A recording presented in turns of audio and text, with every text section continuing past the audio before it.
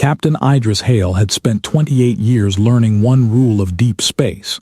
Nothing truly dead sends the same signal twice. His survey vessel, Resolute, was crossing the empty car reach when its scanners detected a pulse beneath a field of black stone. No trade route crossed that region. Even raiders avoided it because Aren ruins disturbed navigation instruments. The pulse was weak. 9 seconds later it returned. Idris ordered silent drift. The Aren had vanished 5,000 years earlier. They had left shattered gates, cold cities, and warnings carved into moons. No confirmed survivor had ever been found. So what was beating beneath the stones? Idris left his crew aboard Resolute and entered the debris in a small engineering craft. If the signal belonged to a trapped vessel, the risk belonged first to its captain. For 6 hours, he cut through fused rock. Heat filled the cockpit. Fuel dropped below reserve level. Then the final slab split apart. A warship emerged. It was larger than a council cruiser. Its dark silver hull curved around a central spine like armored hands protecting a flame. No weapon ports were visible. That made Idris more careful. Dangerous machines rarely announced themselves. A line of Aren symbols awakened across the hull. His translator found 3 words: oath, shield, return. Then the vessel extended a docking bridge. Dust rolled from its joints, but the structure locked into place with perfect control. Idris sent every scan back to Resolute. No reactor heat, no engines, no moving machinery. Yet the pulse continued. 9 seconds, silence. 9 seconds, silence. A heartbeat without a body. He crossed alone. Thin, clean air met him. Floor lights awakened beneath his boots, leading downward into the armored core. The tall corridors held no trophies. Repeated images showed silver ships standing between inhabited worlds and a wave of white fire. At the lowest deck, Idris found a sealed chamber. His scanner detected one living organism behind it. The door opened.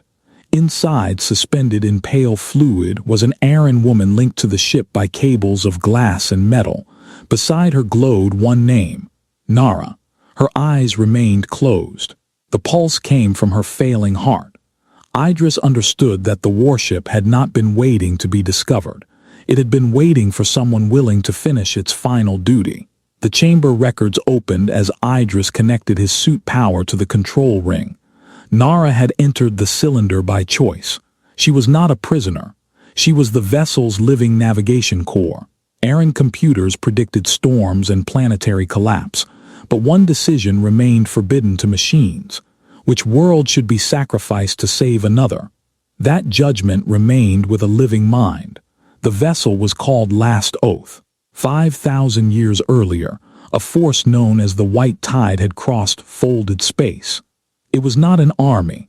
It was a chain of artificial gravity fractures created by a weapon whose makers were already gone.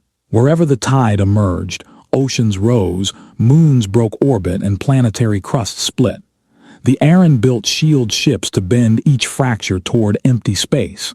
They saved hundreds of systems. Last Oath had been assigned to the Red Star Tau. It never arrived. Now 7 inhabited worlds circled Tau. Nearly 4 billion lives depended on a ship buried in the car reach. A new fracture was approaching. It would reach Tau in 71 hours. Idris studied the damage. 3 primary conduits were broken. The fold ring was frozen. Cooling channels had become brittle. Worse, full activation would drain Nara's chamber. The ship could save 4 billion lives. It could not save the woman who had waited 5,000 years to do it. Idris returned to Resolute and gave his crew the facts. He did not ask whether one ancient life equaled billions. He asked a harder question: could duty be completed without abandoning mercy? The Galactic Council answered within an hour. Its order was immediate: seal the vessel, withdraw, and await a military assessment fleet. The nearest fleet required 4 days. Tal had less than 3. Procedure sounded responsible until the clock revealed what it meant: delay.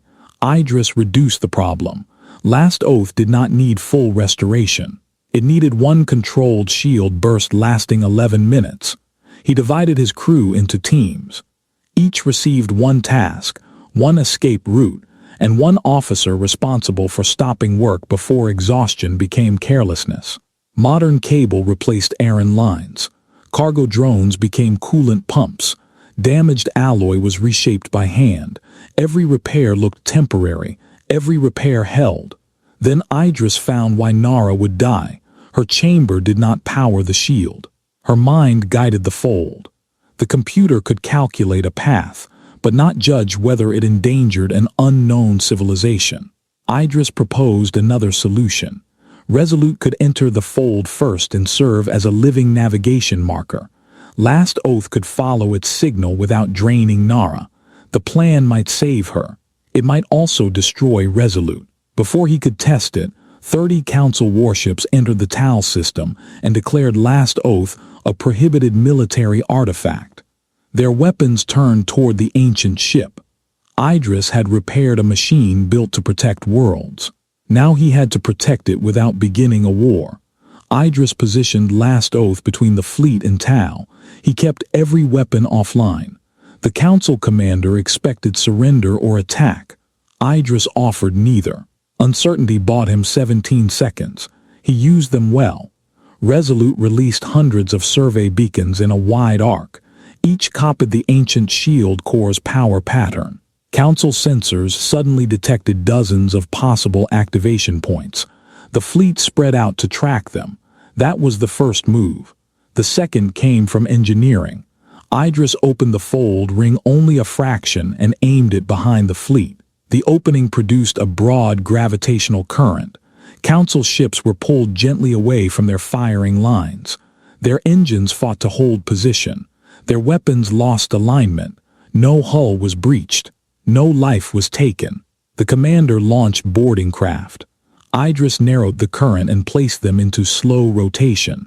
Their pilots remained safe, but approach became impossible. Why protect those trying to stop him? Because incomplete knowledge was not evil, and duty was not permission to hate. Idris transmitted the wave data, Aren records, and repair calculations, proof that could be tested rather than demanded. Most ships stopped advancing. One did not. The cruiser Valor Spear accelerated through the current. Its commander believed Idris was using a false disaster to seize ancient power. Then the cruiser's port engine failed. The current caught its damaged hull and pushed it toward Last Oath's exposed fold ring. If it struck, both ships would be destroyed. Idris could close the current and save Last Oath, but Valor Spear would drift toward Tal's outer moon. He could strengthen the current, but the force might tear the cruiser open. Instead, Idris turned Resolute across its path and extended 2 magnetic salvage cables. The first snapped. The second locked. Resolute's frame groaned as it pulled the heavier cruiser away from the ring. Deck plates bent. One engine mount tore loose. Idris held course until Council tugs reached them. The accusing ship survived because he risked his own vessel. After that, the fleet looked toward deep space. Their instruments found the white tide. They saw its speed. They saw the remaining time. The seizure order was withdrawn. The warships formed a defensive ring around Last Oath. Cruisers stabilized its hull. Medical ships powered Nara's chamber. Cargo vessels placed mass anchors along the corridor. Pride had delayed them. Shared responsibility united them. With 9 hours remaining, the fold ring began to turn. Then a deeper problem appeared. The exit point in the ancient maps was no longer empty. A colony had been established there 80 years earlier. Saving Tal by destroying strangers would only move the disaster. Idris searched every chart. One safe destination remained, the silent deep, an empty region beyond known routes. But reaching it required a guiding ship to enter first. Resolute was already damaged, and Idris knew only one person should remain aboard. Idris transferred his crew to the Council ships. Command did not place him above danger. It placed him closest to the cost of his decisions. Resolute had lost one engine mount, several pressure sections, and half its navigation array. Normally, it would have been declared unfit.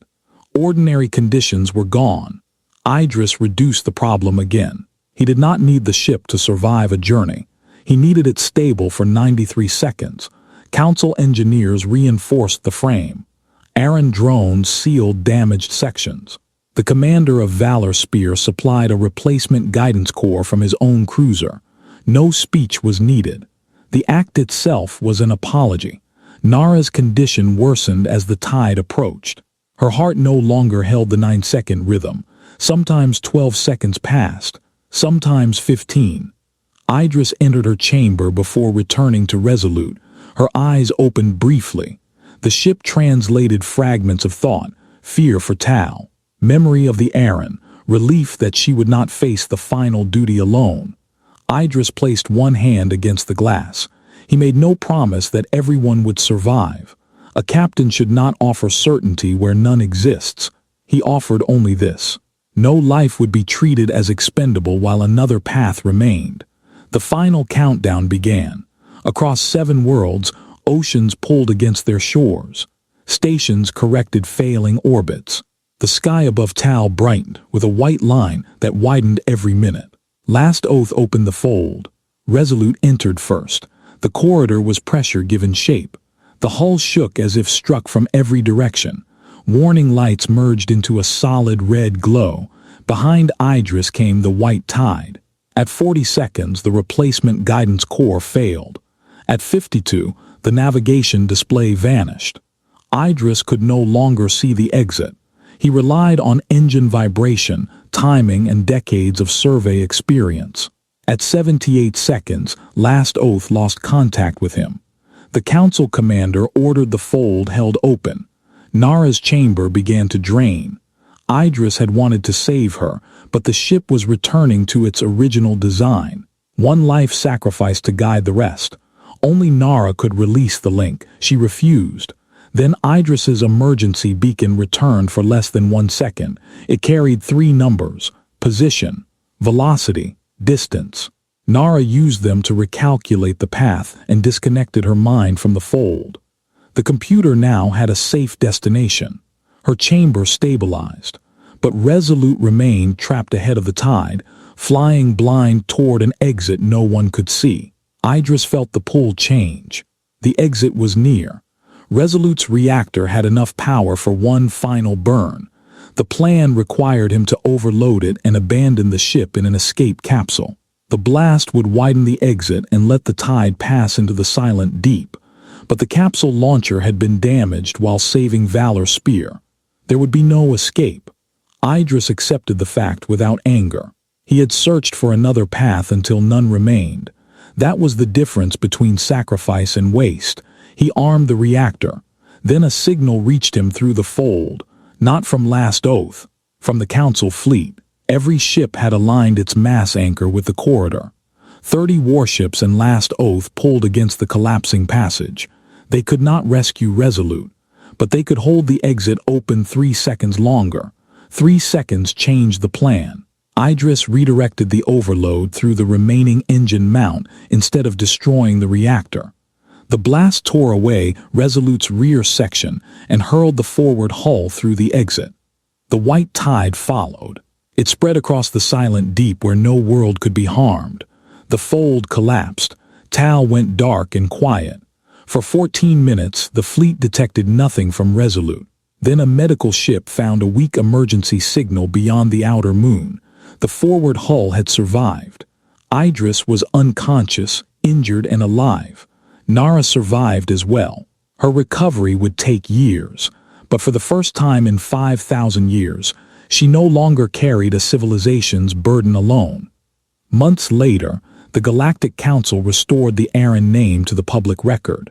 Their final age was remembered for the worlds they protected. Last Oath was not placed in a weapons yard. Idris refused that request. It became the first vessel of a new interstellar rescue service. Engineers from many worlds repaired its systems. Council officers trained beside civilian crews. Valor Spear became its first escort. Nara remained the ship's living guide, but never again as a tool without choice.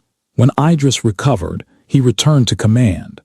He had entered the car reach believing he had found an ancient warship with something still alive inside. He later understood that the vessel's true heart was not its reactor, its fold ring, or even the woman who had kept it waiting. Its heart was the principle the Aren protected until their final day. Power exists to defend the innocent. Knowledge carries responsibility. Duty without mercy becomes cruelty. Mercy without courage becomes an excuse. And victory means little if it saves one world by quietly condemning another. Captain Idris Hale had not defeated an enemy. He had done something harder. He had refused every easy form of victory until he found one that allowed humanity, the Council, and the last living Aren to face the future without shame. Subscribe.